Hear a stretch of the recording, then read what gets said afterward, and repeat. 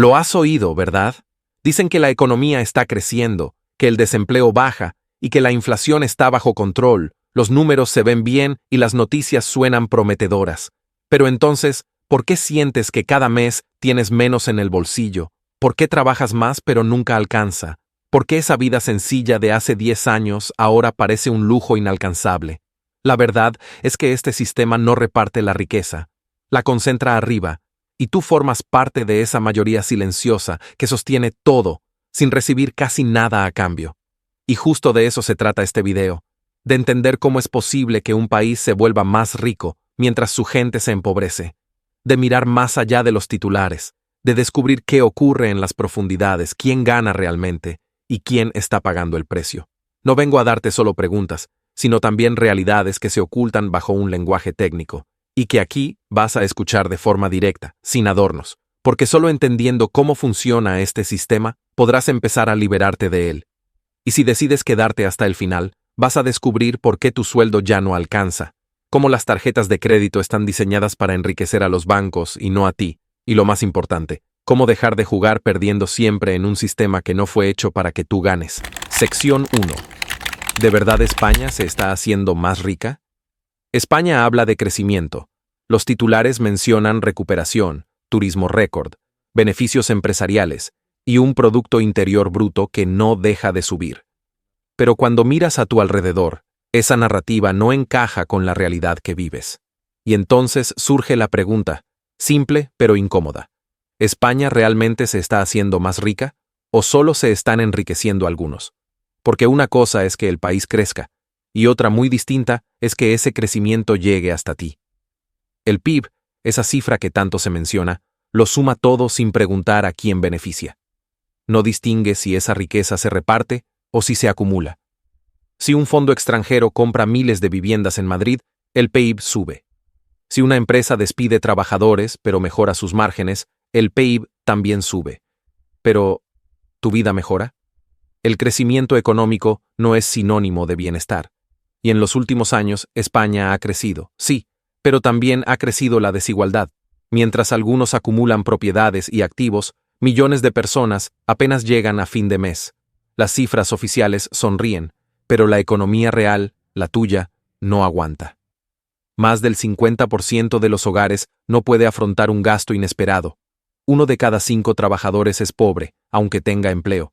Y la mayoría de los nuevos trabajos en la última década han sido temporales, precarios, mal pagados. Entonces, ¿de qué sirve ese crecimiento? Es un crecimiento sin reparto, un modelo apoyado en sectores especulativos, deuda fácil y empleo frágil. Una economía que genera riqueza, pero solo para unos pocos. Y mientras tanto, tú trabajas más que nunca, pero avanzas cada vez menos. Tu esfuerzo no basta, tu tiempo no alcanza, y el sistema parece premiar al capital y castigar al trabajo.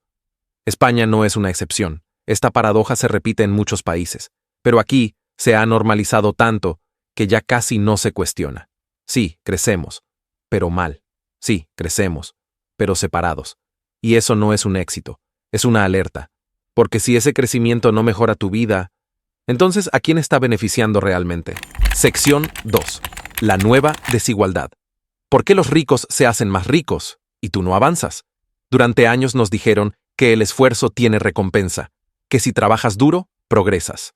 Pero hoy, millones de personas trabajan más que nunca, y sin embargo no avanzan. Mientras tanto, una minoría ve crecer su riqueza a un ritmo que desafía toda lógica.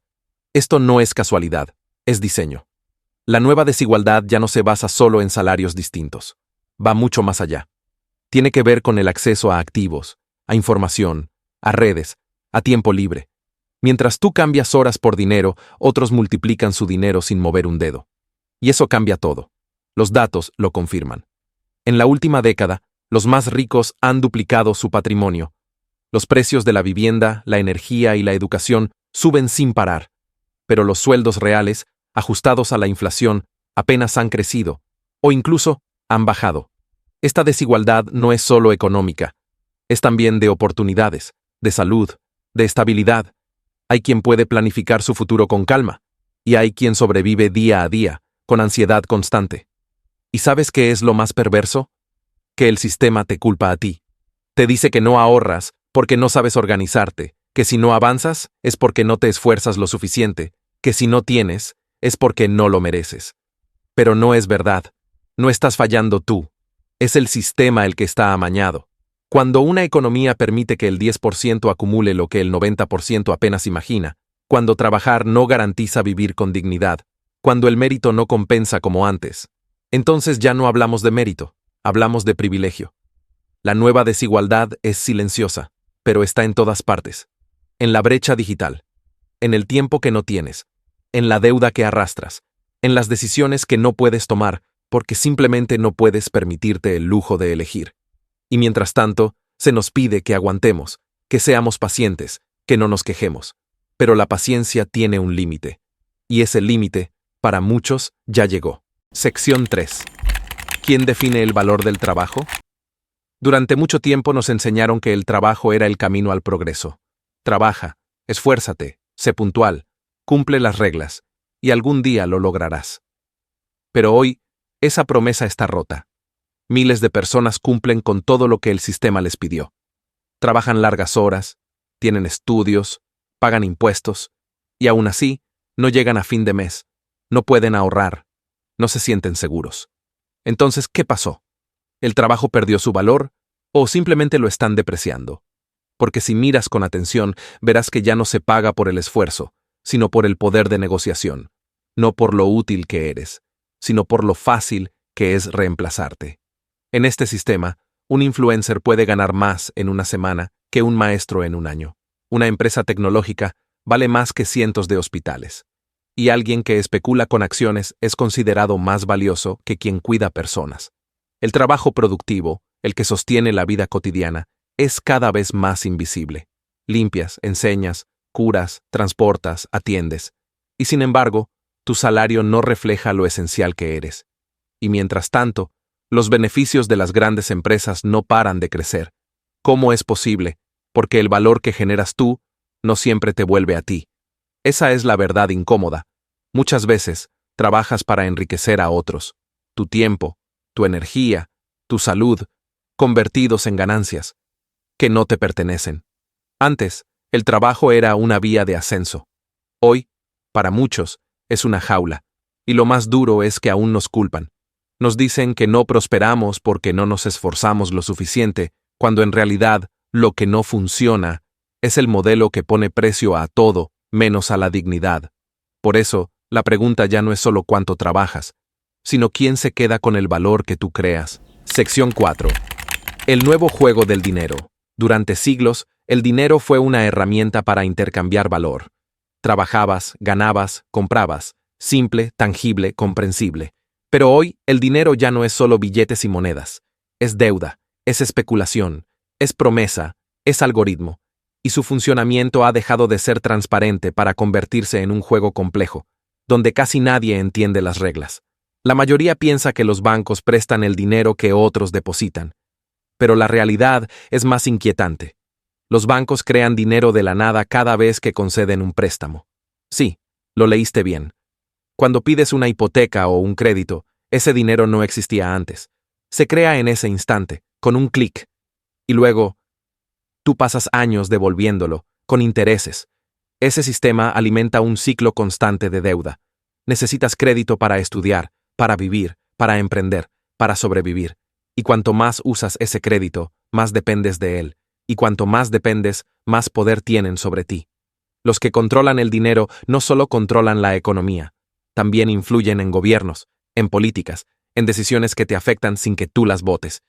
Y mientras tú te esfuerzas por ahorrar unos euros, las grandes fortunas mueven millones con un solo movimiento de dedo. Juegan en un tablero distinto. Uno donde el dinero produce más dinero, donde las pérdidas se socializan y las ganancias se privatizan. ¿Te suena familiar? Cuando hay crisis, tú pagas los recortes, pero cuando hay bonanza, tú no ves los beneficios. Ese no es un fallo del sistema, es el diseño. Porque este nuevo juego del dinero ya no está basado en crear valor real, sino en multiplicar cifras a cualquier costo. Y mientras más abstracto se vuelve el dinero, más real se vuelve tu dependencia. Por eso, entender cómo funciona este sistema financiero no es un lujo. Es una necesidad. Porque si no entiendes el juego, solo puedes ser una pieza más dentro de él. Sección 5. El precio de la vivienda y la trampa del alquiler. ¿Por qué es tan difícil tener una casa y quién se beneficia de eso? Durante décadas, comprar una vivienda era parte del sueño común. Trabajas, ahorras, compras tu casa, construyes estabilidad. Pero hoy, ese sueño parece más lejano que nunca. Los precios no paran de subir. En muchas ciudades, el alquiler se lleva más de la mitad del salario. Y para acceder a una hipoteca, necesitas años de ahorro, si es que llegas. ¿Qué pasó? La vivienda dejó de ser un derecho y se convirtió en un activo financiero. Ya no se construye para vivir, se construye para invertir. Fondos de inversión, bancos, plataformas digitales. Compran edificios enteros para especular con ellos. Mientras tú buscas un lugar donde vivir, otros buscan cómo sacar más rentabilidad por metro cuadrado. Y en ese juego, tú no decides. Solo pagas. El alquiler, que antes era una solución temporal, ahora es una trampa permanente. Cambian las condiciones, suben los precios, se reduce la oferta, y tú quedas atrapado en una rueda que gira sin parar. Además, la legislación muchas veces protege más al propietario que al inquilino. Y los jóvenes, incluso con empleo, ven imposible emanciparse. Todo esto no es casual. Es el resultado de políticas públicas que han favorecido la inversión por encima del acceso, que han dejado el mercado libre, esperando que se regule solo. Pero no lo ha hecho, y mientras tanto, la brecha crece. Hay quienes tienen varias propiedades, y quienes no tienen ni un contrato estable, quienes heredan casas, y quienes heredan deudas. La vivienda, que debería ser base de seguridad, se ha vuelto una fuente constante de ansiedad. Y todo mientras te dicen que es cuestión de esfuerzo, cuando en realidad es cuestión de acceso, herencia y reglas del juego. Sección 6. La deuda silenciosa y la inflación real. La trampa invisible que reduce tu poder sin que lo notes. Imagina que tienes 1,000 euros en tu cuenta. El año pasado, con ese dinero podías comprar comida, pagar el alquiler y darte algún gusto. Hoy, con la misma cantidad, apenas llegas a cubrir lo básico. Eso es la inflación. No es solo que los precios suben, es que tu dinero vale menos. Es como si perdiera fuerza cada mes. Pero hay otra trampa, menos visible: la deuda. Cada vez más personas viven con créditos, pagos a plazos, tarjetas. No lo notas al principio, pero poco a poco te atrapa. Y cuando te das cuenta, ya debes más de lo que ganas. El sistema te empuja a endeudarte. ¿No puedes pagar algo? Te ofrecen financiarlo. ¿No llegas a fin de mes? Usa la tarjeta. ¿Necesitas algo urgente? Compra ahora, paga después. Así, tu libertad desaparece. La inflación y la deuda trabajan juntas. Una reduce tu poder de compra. La otra te ata al futuro. Y en ese juego siempre gana el mismo. Los bancos, las grandes empresas, el sistema. Mientras tú te esfuerzas, ellos suben precios y cobran intereses. Tú pierdes valor. Ellos ganan control. Y lo más grave es que todo esto sucede en silencio. No sale en las noticias. No se discute. Pero define tu día a día. Por eso, entender cómo funciona esta trampa es el primer paso, porque si no la ves, no puedes salir de ella. Sección 7. ¿Hay salida? ¿Qué puedes hacer hoy, aunque el sistema esté en tu contra? Estrategias reales para recuperar control sin caer en la resignación. Cuando ves todo esto, es fácil rendirse. Pensar que no hay salida, que el sistema es demasiado grande, demasiado complejo. Y eso es justo lo que más le conviene al sistema. Tu silencio, tu resignación, tu cansancio. Pero no todo está perdido. No existe una solución mágica, pero sí puedes empezar a recuperar el control. Paso a paso, desde donde estás y con lo que tienes. Primero, entiende cómo funciona todo esto. Formarte es el primer acto de rebelión. Porque lo que no se entiende no se cuestiona, y lo que no se cuestiona nunca cambia. Segundo, vive por debajo de tus posibilidades. El sistema te empuja a consumir, a endeudarte, a depender. Pero tú puedes salir de esa rueda. Gasta menos, evita deudas inútiles, prioriza lo esencial. Cada gasto que no haces es una libertad que ganas. Tercero, no pongas todos tus ingresos en un solo sitio. Diversifica. Crea algo, vende algo, aprende algo nuevo. No necesitas hacerte rico, solo necesitas no depender de una sola fuente que puede fallar. Cuarto, invierte en ti, en tu salud, tu mente, tus relaciones. Eso nadie te lo puede quitar, no baja con la bolsa ni sube con la inflación. Quinto, Busca comunidad, no estás solo. Habla, comparte, conecta. Hay miles de personas como tú, buscando otras formas de vivir y resistir. Juntos, se llega más lejos. Y por último, cambia la idea que tienes del éxito. Éxito no es solo dinero, es tiempo, es autonomía, es sentido. Si sigues jugando con las reglas del sistema, siempre vas a perder. A veces la verdadera victoria es dejar de jugar como ellos quieren. Esto no es motivación vacía, es un recordatorio. Tienes poder, aunque te hayan hecho creer lo contrario, y cada pequeño paso que das es una forma de resistencia. Cierre. Reflexión final y llamada a la acción. Esto no termina aquí, solo empieza si tú decides moverte. Si has llegado hasta aquí, es porque algo dentro de ti no está conforme. Algo ya no encaja. Sabes que trabajas más y tienes menos, que estudiaste, cumpliste, hiciste todo bien, y sin embargo, sigues atrapado en un sistema que no te recompensa como prometió. No es culpa tuya, pero sí es tu responsabilidad entender qué está pasando. Ahora conoces las reglas ocultas, las que no enseñan en la escuela, las que no salen en televisión, las que no quieren que pienses, porque si las conoces, podrías empezar a cuestionarlas, y si las cuestionas, tal vez quieras cambiarlas. El sistema no teme tu enojo, teme tu conciencia, teme que empieces a ver, que no te conformes, que no te distraigas, que no te dejes comprar con likes, con deudas, con promesas vacías. ¿Y ahora qué? Ahora tienes dos caminos.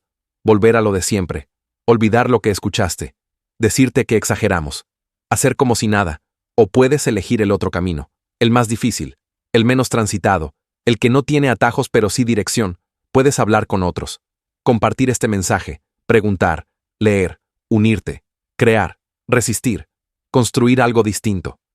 No necesitas ser experto en economía para empezar, solo necesitas no aceptar lo inaceptable, cuestionar lo que antes dabas por hecho, y actuar desde donde estás, con lo que tienes, con quien tengas cerca, porque no estamos solos. Aunque nos quieran aislados, aunque nos digan que es individual, aunque nos hagan competir unos con otros, no es individual, es estructural, y se combate con ideas, con redes, con comunidad.